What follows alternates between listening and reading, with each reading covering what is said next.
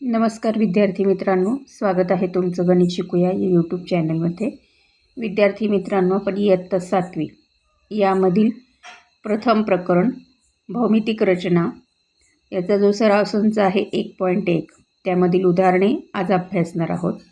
चला तर मग आता आपण आजच्या व्हिडिओला सुरुवात करूयात। आता इथे बघा, आपण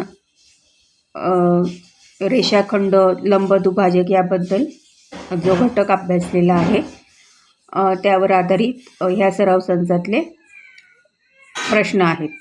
पहिला प्रश्न आहे, खाली दिलेल्या मापांचे रेषाखंड काढा व त्यांचे लंबदुभाजक काढा। आता जे पुस्तकात तुम्हाला त्यांनी जी मापं दिलेली आहेत आपल्याला रेषाखंडांची ती घेतलेली आहेत आणि लंबदुभाजक त्यावरनं काढलेलं आहे। आता इथे मी तुम्हाला आकृती कशी काढायची ही सांगणार नाही आहे, फक्त एवढंच दाखवते की हे जे पहिला प्रश्न आहे, पहिलं माप दिले त्यांनी 5.3 सेंटीमीटर, तर हा पण रेषाखंड AB काढून घेतलेला आहे आणि PQ काय आहे त्याचा लंबदुभाजक। आता लंबदुभाजक कसा काढतात हे तुम्हाला माहीत आहे की या बिंदूपासून म्हणजे A बिंदूपासून म्हणा किंवा B बिंदूपासून म्हणायचं, निम्म्यापेक्षा जास्त अंतर घ्यायचं कंपासमध्ये आणि वरच्या बाजूला एक कंस करायचा आणि एक तसाच खालच्या बाजूला एक कंस करायचा। त्यानंतर B बिंदूवरती ठेवून हा जो कंस काढला आहे त्याला छेदायचं वरच्या बाजूला आणि खालच्या बाजूला। त्यांना PQ हे नाव द्यायचं, छेदन बिंदूंना त्या जिथे हे दोन कंस छेदलेले आहेत, आणि त्यातून जाणारी जी रेषा आहे ती काढायची आणि ती जिथे ह्या AB रेषाखंडाला दुभागते तिथे हे नाव द्यायचं M आणि हे इथे काटकोनाचं चिन्ह दाखवायचं। आणि जेव्हा रेषा तुम्ही सुरुवातीला काढाल तेव्हाच ती किती मापाची आहे ती आधी इथे लिहून घ्यायचं।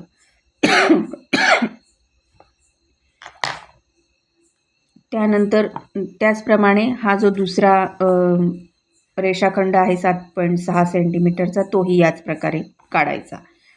त्याचप्रमाणे त्याचा हा लंबदुभाजक RS काढायचा। पुढे हे तिसरं आहे XY 3.8 सेंटीमीटर, MN ही काय आहे, हा आहे रेषाखंड आणि XY हा त्याचा लंबदुभाजक, त्याच पद्धतीने काढायचा आहे।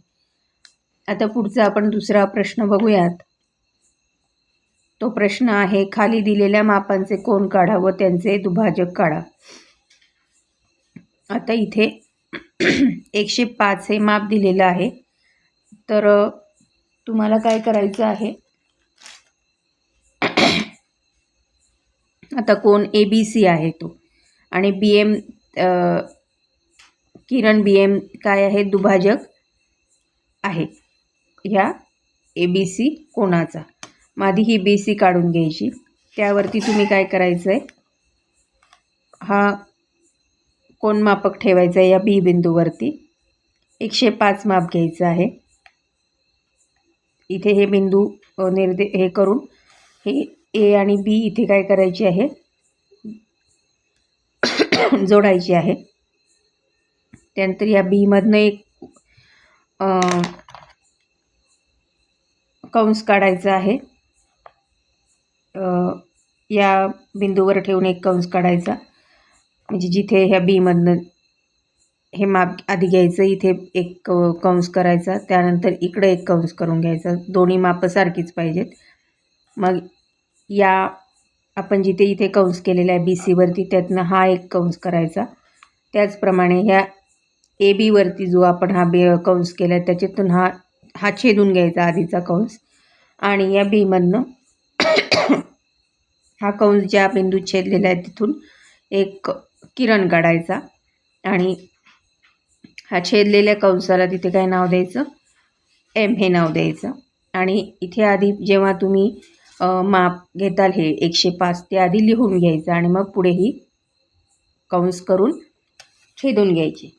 अशा प्रकारे हा एक तुमचा कोनाचा दुभाजक काढून झालेला। इथे पुढे दुसरा आहे 55 अंशाचा कोन आहे, तो 55 तुम्ही इकडे सुद्धा घेऊ शकता P वरती किंवा, पण QA हा काय आहे, कोन PQRचा दुभाजक आहे म्हणून क्यू कोन सांगितलेला आहे म्हणून आपण इथे त्याचं माप घेतलेलं आहे.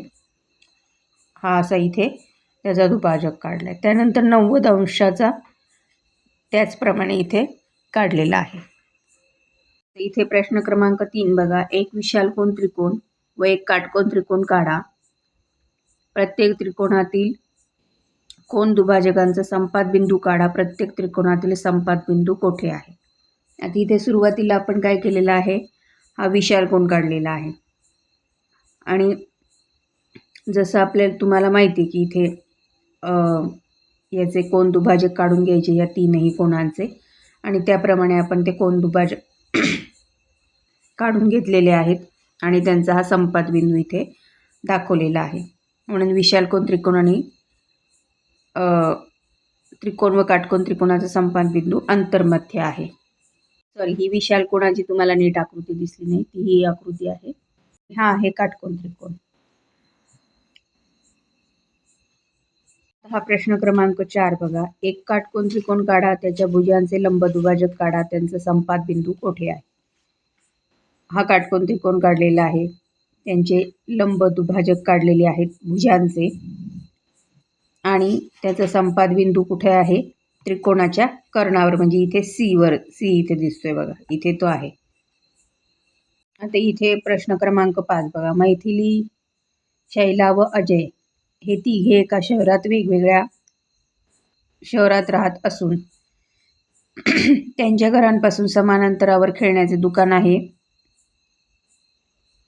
हे आकृतीच्या साहाय्याने दाखवण्यासाठी कोणती भौमितिक रचना वापरावी, स्पष्टीकरण द्या.